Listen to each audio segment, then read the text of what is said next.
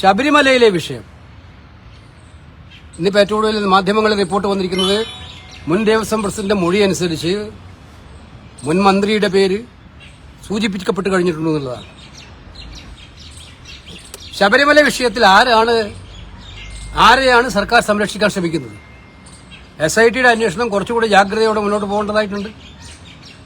ഇതിനകത്ത് ഭഗവാന്റെ സ്വർണം കട്ടവരാരായാലും കേരളം വളരെ വേദനയോടെ, സങ്കടത്തോടെ, പ്രയാസത്തോടെ കണ്ടൊരു നിമിഷമാണത്.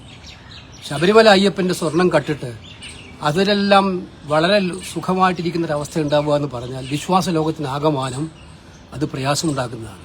കേരളത്തിന്റെ ചരിത്രത്തിൽ ഇതുപോലൊരു സംഭവം ഉണ്ടായിട്ടില്ല.